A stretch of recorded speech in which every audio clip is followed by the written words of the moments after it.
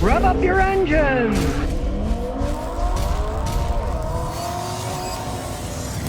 Well, so much for Tesla and his big 18-wheeled electric trucks. They've only delivered 36 of them to PepsiCo. They own Frito-Lay. I guess they're moving potato chips around, right? People have pictures of them breaking down all over the place on the highway. One of them had coolant spewing under it. And since they don't have regular engines, one would assume it is the cooling to cool the battery system, which is a big deal. Obviously, it was overheating. And the interesting thing is, as far as anybody can figure out so far, PepsiCo is limiting these trips to 100 miles, right? Hey, if they're overheating in a 100-mile or less trip, it doesn't say much towards how these things work. And to me, the interesting thing is these semi-trucks have a modified Tesla Model S Plaid drivetrain, right? They're putting a modified drivetrain from a sporty car into a big 18-wheeler. I guess it's not working out too well. That was the problem that the Germans had in World War II. They made their tanks bigger and bigger, but they were using sprockets and gears from the smaller tanks, and they kept breaking because they couldn't take the giant weight of the bigger tanks. Well, I would assume if they're putting car drivetrains and modifying them to put in big 18-wheelers, they're certainly going to have problems breaking down, just like the Germans when they put a small sprocket from a smaller tank into one that weighed 2 to 3 times as much, and then they kept breaking all the time. Well, matter of fact, a couple of years ago, a guy came in here, Clarksville, and I was here. I was talking to him. He was showing me his Ford Lightning. It wasn't the electric one. It was the old one with a V8 supercharged engine. And I said, well, where do you work? And he says, well, I used to work at the factory in Fremont for Tesla, but they fired our engineering firm because they found another one that would do the job cheaper. And so it's all contract labor with these guys, right? He was an engineer who worked there in a company that subcontracted. It didn't get the contract because somebody else gave a cheaper bid. Well, you keep hiring cheaper engineers, guess what? You're going to have a cheaper product. You don't have the same engineers design it. Oh, we'll get rid of those, put some new guys in. Doesn't surprise me at all that these things are breaking down.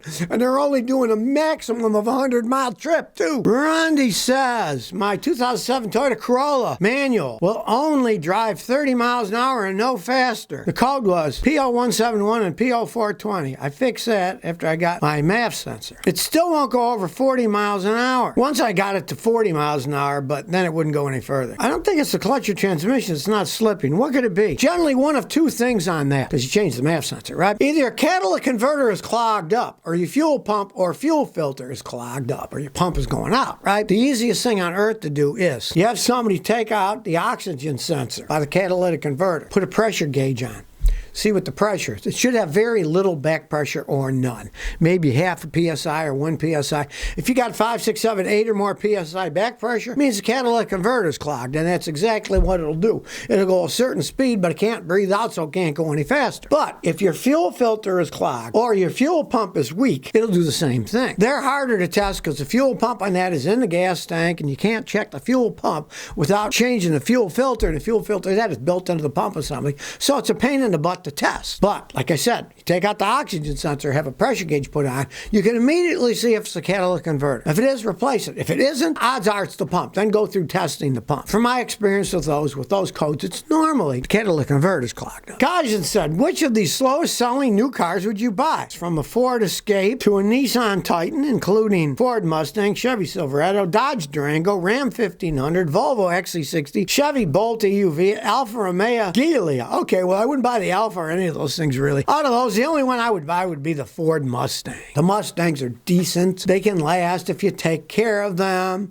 and you're talking about new cars. So now I can see all of those go between 67 days it takes to sell them to 52 days to sell them, and they're not selling fast because they aren't that popular. Now, I would never buy an Alfa Romeo, and I certainly would never buy Chevy Bolt. They're going to stop making the Chevy Bolts at the end of 2023. Why'd you buy an electric car? And you know that in 8-9 months, they're not even going to make them and sell them anymore. That would be really stupid to do. But those other ones, Dodge Durangos, I'd never buy one of those anyways. They're not that well made. I'd have to say the Ford Mustang out of all of those that are the hard to sell ones. Problem Matrix says, my engine lacks power and the coolant's turned brown. I got an 07 Audi A4. My coolant turned brown after I added some engine coolant. Is it fixable? Well, anything's fixable, but I don't think you'd want to spend that kind of money on an 07 Audi A4. You're obviously having internal engine problems. Something is blowing. The head gasket gasket, the head, something.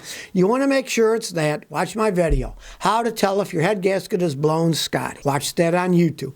You put a little test tube in the radiator, put the blue liquid. If it turns yellow, it means your engine's got at least the blown head gasket, if not a cracked head. Those Audi A4s have one of the worst engines for blowing head gaskets, and a lot of times it ruins the head too. It's an 07 Audi. You didn't say the mileage, but those had one of the worst engines ever made by Audi. And when they go, they cost a fortune to fix. I would just put some sealer in and get rid of the stupid thing. Get something more dependable. Those things are fun to drive. They're zippy, but man, when they break, they cost a fortune. And the A4s have, unfortunately, one of the worst engines they ever made. Mary Usa says, what should I do about a leaking CV axle? I got a 2010 Honda CR-V automatic. There's a small leak near my transmission. What's leaking? So he's got a picture, and what it is there's a tiny amount coming out where the CV axle fits into the transmission. Okay? That means that your side seal on the transmission where the axle fits in is starting to go out. If you want to fix it correctly, you would have the axle taken off, put a new seal on, and put it together. You don't have to take the transmission apart. It's an external seal. It's on the outside. That's how you would fix it physically. Now, it's hardly dripping at all. It doesn't look that bad. If I were you, I would get some AT205 reseal that I've been using for years, put a little in the transmission, like 4 or 5 ounces, and see what happens. It can rejuvenate the seal and it might stop leaking. If it doesn't and you're worried, then yes, have the CV axle taken off, you put a new seal in and put it back on. It's not that bad of a job. I could do a job like that in probably hour and a half, couple hours. It's not that hard. You just have to take the axle, pop it out, put a new seal in and put it back together again. Jimmy Two-Tone says, my idle speed is almost to the point of stalling out. I got an 04 Camry. I had the alternator replaced. Now, the idle speed's so low, it almost stalled out. What could I do? All right. Well, here's something that a lot of people don't know about, but it's true. It might just be a little bit of time you'll need for it to recalibrate itself. When you take the battery terminal off and replace the alternator, and you do that so you don't short anything out, the memory of the computer goes back to square one. It's got to relearn the idle speed. So it will often idle low for a week or more until it resets itself. What I often do with those things is, if I do change it and the idle's low, I will sit there with the engine revved up to about 1,500 RPMs with everything turned off, AC, everything. I do that for about 5 to 10 minutes. Then I turn the AC on and idle it at about 1,500 for about 10 minutes. Then I drive it for about 10 minutes. And normally that will let the computer reset it and it will stop stalling out because they do have to reset themselves. A lot of cars are like that. If you ever change a battery in a modern car, you might say, I changed the battery. My car's idling too low now. If you do what I just did or drive it around for, a reasonable amount of mileage, it'll usually reset itself totally normally, because that's the only thing that happens when you take the battery off. You're not doing anything else. That just resets the computer. Normally you never disconnect your battery, so you don't have to worry about the idle changing. But if you do any work where the battery is disconnected, replacing the battery, or work on the electrical system where you're going to take one of the terminals off so you don't short anything out when you're doing the work, and then when you put it back on, it resets it. So that many cars have to have their idle relearned after that. Well, you think it would end, but it hasn't. The recalls for those stupid Takata airbags is going on and on and on. Hyundai, Kia, and Volkswagen have now had to recall 67,000 more cars because of these insane Takata airbags. Will it ever end? Maybe it won't. The National Highway Traffic Safety Administration is saying, well, if you got some of these old Kias and Hondas, you shouldn't drive them because it's not safe. It's the old story that they're old, and if the airbag goes off, metal fragments can hit people and rip their faces apart, right? Now, these are some Kias. We'll also include 2001 to 2007 Honda Accord, 2001 to 2002 Honda Civic, 2002 CR-V, 2002 Honda Odyssey, and 2003 Honda Pilot. Go to the National Highway Traffic Safety Administration.org website, and you can put in your VIN number, see if yours is covered. So watch out.